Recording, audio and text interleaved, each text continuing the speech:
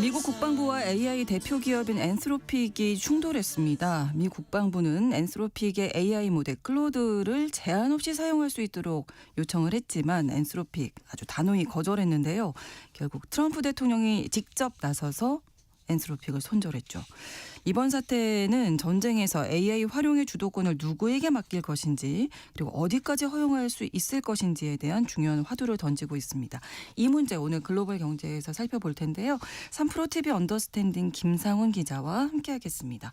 어서 오십시오. 네, 안녕하세요. 잠깐 말씀드렸지만 미국 국방부와 엔스로픽의 갈등 어떻게 시작된 건지 좀 정리해 주시죠. 네. 지난달 27일이었죠. 미국이 이란을 공습하기 불과 몇 시간 전이라고 볼 수 있는데 트럼프 대통령이 소셜미디어를 통해서 엔트로픽을 이렇게 비난을 합니다. 현실 세계가 어떻게 돌아가는지 전혀 모르는 사람들이 운영하는 급진 좌파 기업이다.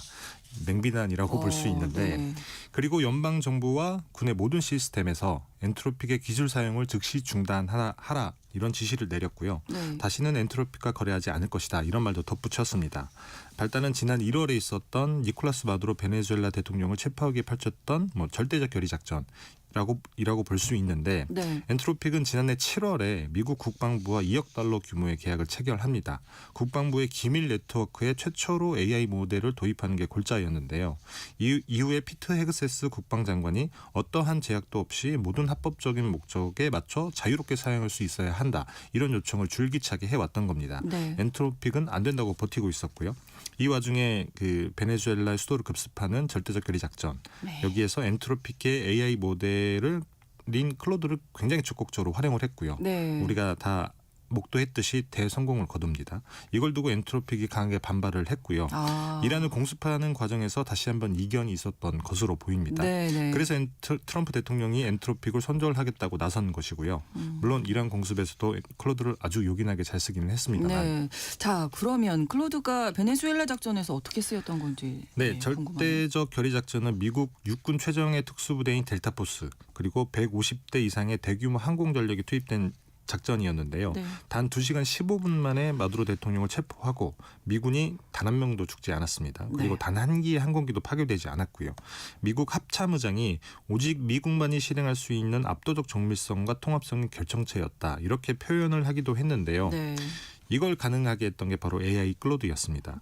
미군은 작전 수개월 전부터 위성과 정찰기 등으로 수집한 데이터를 AI를 통해서 분석을 했고요. 네. 이걸 통해서 마두로 대통령의 일상적인 이동 경로, 그다음에 은신처의 구조, 그다음에 보안 병력의 교대 시간 등을 이런 세밀한 생활 패턴을 완벽하게 파악한 거예요. 네. 그리고 헬기로 마두로 대통령을 체포할 특수부대가 목표 지점에 진입을 하는데 네. 이때 미국 사이버 사령부가 전자 공격 용도의 항공기 이런 것들을 띄워서 네. 적의 레이더, 그다음에 통신 시스템을 교란하거나 무력화하고요. 전력도 끊어버립니다. 그랬다고요. 네. 아주 손쉽게 잔입할 수 그러네요. 있는 환경을 만든 건데요. 그리고 교전 당시에도 AI가 변화 상황을 초단위로 분석을 해서 예. 타격 경로나 혹은 위험 회피 기동 이런 것들을 조언하기도 했습니다.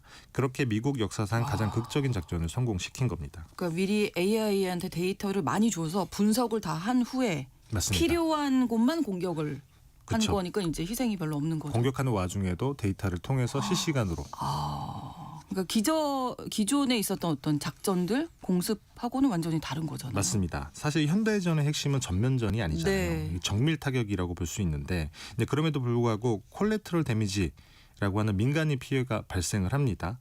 그래서 과거에는 우리가 봤던 것처럼 굉장히 전쟁, 공습, 작전이 벌어지게 되면 민간인 피해가 꽤 많았는데 네. 이게 습득한 정보랑 타격 시점 환경에 시차가 있기 때문에 그런 거예요. 근데 AI가 이제 도입이 되면서 상황이 바뀝니다. 적을 발견하고 타격하는 과정에서 인간은 한계가 있을 수밖에 없잖아요. 그렇죠. 일단 목표 대상을 찾는 게 쉽지 않고요. 네. 그다음에 위성 사진이나 통신 감정 데이터, 그다음에 드론 영상 이런 방대한 정보를 분석하고 타격 목표를 결정하는 데 시간이 많이 걸릴 수밖에 없습니다. 네. 그리고 설사 찾았다고 하더라도 목표 대상에 사실 공격 징후를 감시하고 피할 수도 있고요. 근데 AI로 이 방대한 정보를 분석할 수 있게 되면서 이 시간을 극단적으로 단축할 수 있게 된 겁니다. 그래서 목표물만을 외과 수술처럼 도려내는 고도의 정밀 타격이 가능해진 거죠. 네. 이 같은 AI 성능이 확연하게 드러난 게 바로 이란 공습입니다. 이번 일인데 이란 공습 근데 시간대별로 잘 살펴보면 공습이 이루어지기 전에 네. 트럼프 대통령이 클로드 사용하지 말아라 얘기한 거잖아요. 맞습니다.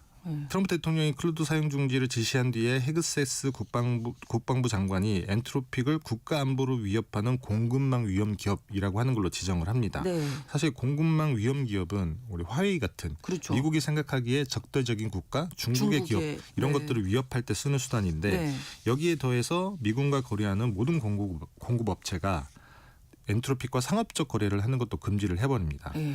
근데 미 국방부 같은 경우는 그에 앞서 지난달 말에 일론 머스크의 XAI가 만든 그록, 그다음에 오픈 AI의 챗GPT랑 계약을 맺고요. 네. 미군의 최고 등급 기밀 네트워크에 구동할 수 있도록 승인을 하는데 다만 새 AI 모델로 전환하는 데 시간이 걸릴 수밖에 없잖아요. 아, 그렇죠. 그래서 그 사이에 맞습니다. 그래서 기밀망 내 클로드 사용에 6개월의 유예 기간을 부여하고요. 네. 그리고 또 법으로도 국방생산법이라고 하는 게 있어서 강제적으로 활용할 수 있기도 했습니다. 그래서 이란전에 클로드를 사용할 수 있었던 것입니다. 이번에는 어떻게 활용했나요? 이란 공습에서는?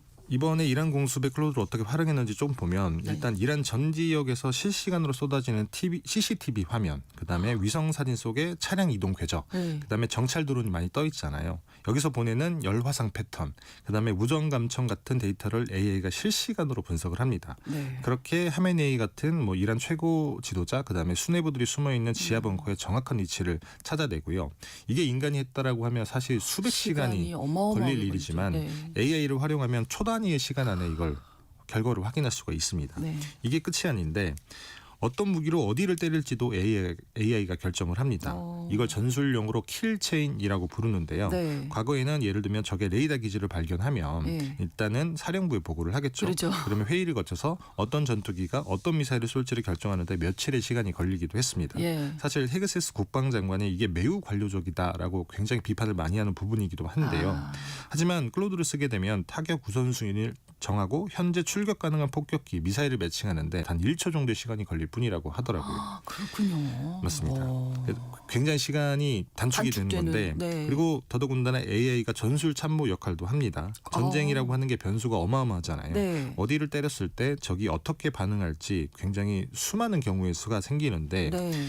이걸 AI가 시뮬레이션을 통해서 예측을 하는 겁니다. 예를 들자면 이런 건데 우리가 A 미사일 발사대를 파괴를 하면 이란군이 B 경로로 지대공 미사일을 발사할 확률은 얼마나 되느냐. 오. 그다음에 폭격기가 C 항로로 진입을 할 때 생존율은 얼마나 되느냐. 이런 예측치를 AI가 제공해 준다는 겁니다. 오. 심지어는 이런 것도 가능한데요. 목표물 근처에 병원이나 학교가 있다. 네. 그럼 민간인 피해, 콜레테럴 그렇죠. 데미지가 발생할 수밖에 네네. 없잖아요. 그러면 AI가 안전한 다른 타격 옵션을 제안하기도 합니다. 이런 AI 능력 때문에 미국은 이란 공습 12시간 만에 900회에 달하는 정밀 타격을 할 수 있었던 것이고요. 이게 우리가 생각했던 전쟁의 양상을 완전히 바꿔놨다라고 볼 수 있는 겁니다. 전쟁만 보면 효율성이 아주 맞습니다. 극대화되는 건데요. 미 국방부에서도 아주 유용하게 사용을 한 것 같은데 왜 엔트로픽하고 싸우는 건지. 네, 사실 미국 국방부 같은 경우에는 AI를 쉽고 그리고 더 많이 쓰려고 하는 건데, 근데 AI 같은 경우에도 윤리적 가이드라인이라고 그렇죠. 하는 게 있습니다. 네. 특히나 전쟁 같은 거는 AI의 윤리적 가이드라인 정반대편에 서 있는 이벤트이기도 하거든요. 네.